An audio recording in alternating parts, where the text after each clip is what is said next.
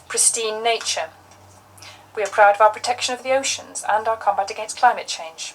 We are proud as well of hosting over 70% of the world's astronomical observation capacity and being pioneers in research and development of the potential of green hydrogen, which is a clean energy which will be essential to combat and win the battle against the climate crisis. Chile is and will continue to be a free, welcoming nation with a noble soul and great solidarity, which will overcome difficulties and maintain its identity, thanks to the knowledge, moderation, mettle and courage of its people. Chile will continue to be a good country to be born, grow, build a family, work and grow old in a climate of liberty, justice and peace. And Chile will continue to honour all its international commitments and contribute to bequeath a better world to future generations. Thank you very much.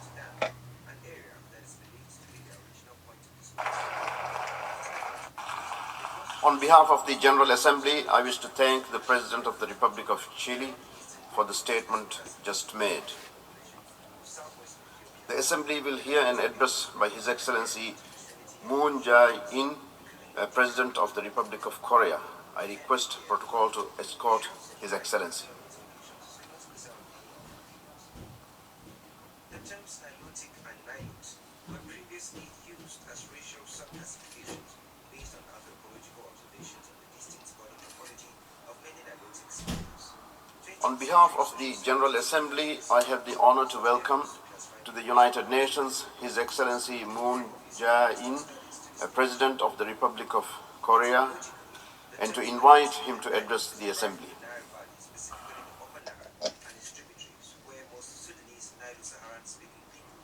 President Abdullah Shahid, Secretary General Antonio Guterres, distinguished delegates. Standing before you again in 2 years at the UN General Assembly, I am keenly reminded of the precious normal daily lives that had been lost.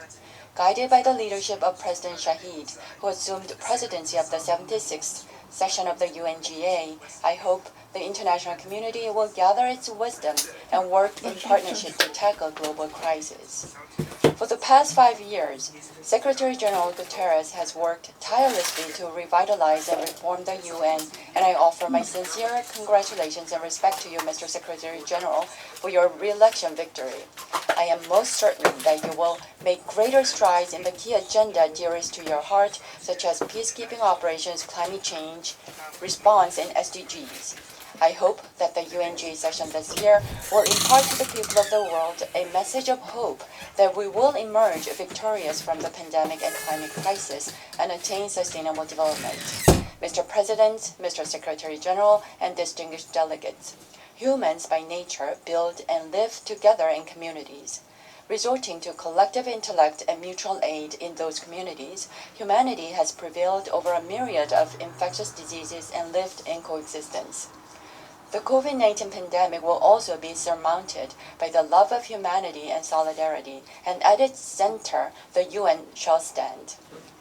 In our fight against the coronavirus, borders were crossed to share genomic information, vaccines were successfully launched through close collaboration, and therapeutics are also being developed at a rapid pace.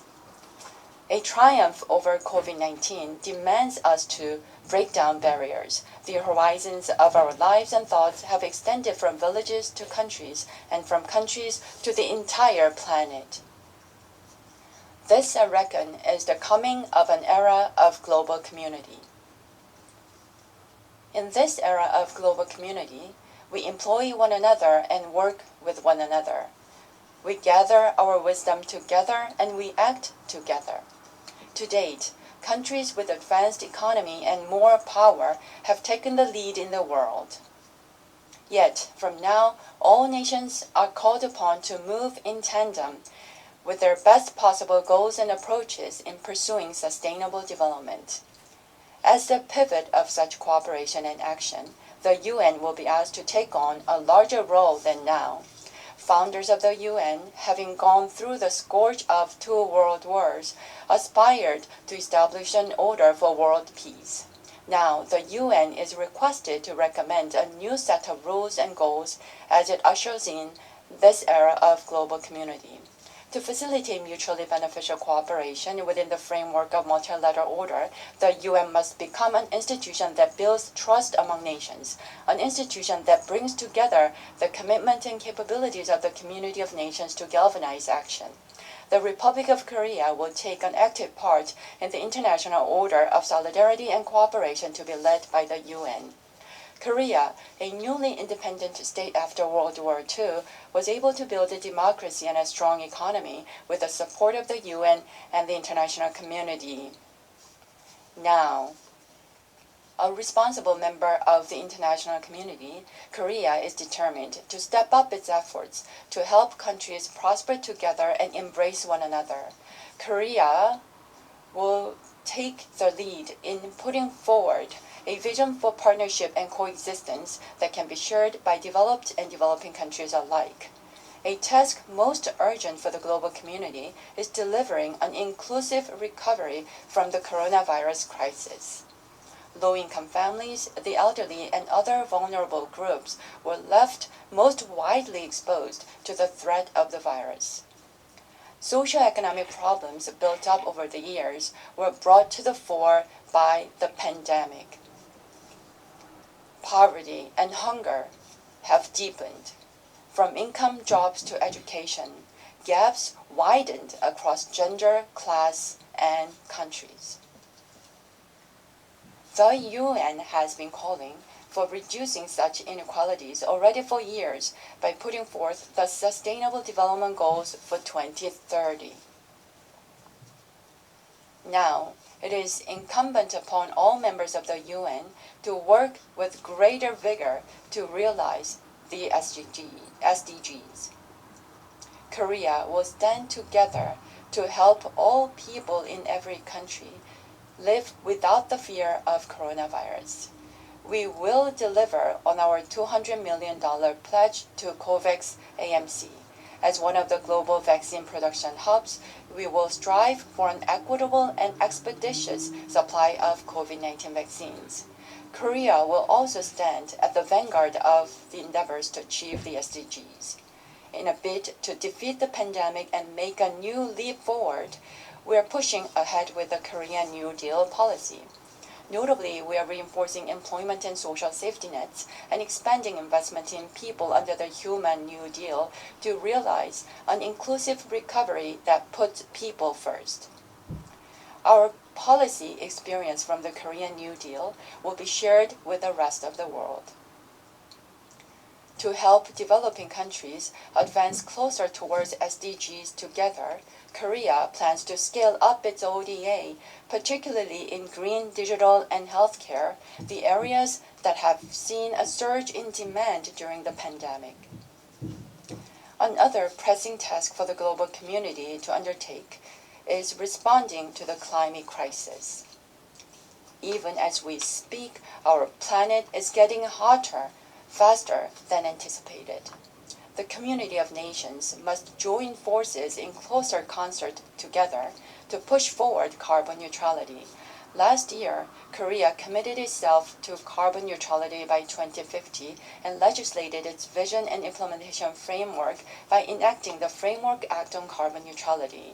By next month, we will finalize our 2050 carbon neutrality scenario and unveil our enhanced 2030 NDC at COP26 in coming November. We have shut down coal-fired power plants earlier than scheduled and ended public financing for new overseas coal-fired power generation, with efforts underway to ramp up the generation of new and renewable energy. Carbon neutrality can be achieved only when each and every country is engaged in continued cooperation, and action plans must be also sustainable. Through Green New Deal, Korea is turning its carbon neutrality commitment into opportunities to cultivate new industries and create jobs. Many Korean businesses are voluntarily joining the RE100 campaign and expanding their investment in hydrogen and other new and renewable energy, while pushing forward ESG management and carbon neutrality with greater force. The government, for its part, will firmly back up the private sector in technology development and investment. Korea will scale up its climate ODA and set up a Green New Deal Trust Fund with a view to supporting the work of Global Green Growth Institute and share its technologies and capacity for carbon neutrality. We will stand ready to help developing countries build their capacity to tackle the climate crisis. Moreover, building on our experience as the host of the P4G Seoul Summit in galvanizing the global commitment into climate action, Korea seeks to host COP28 in 2023. We aspire to take on a more vigorous role for the faithful implementation of the Paris Agreement. Mr. President, Mr. Secretary General, and distinguished delegates, the most ardent dream of the global community is creating a life that is peaceful and secure. The birth of the UN has transformed the paradigm of international relations based on competition and conflict into the one of coexistence and shared prosperity.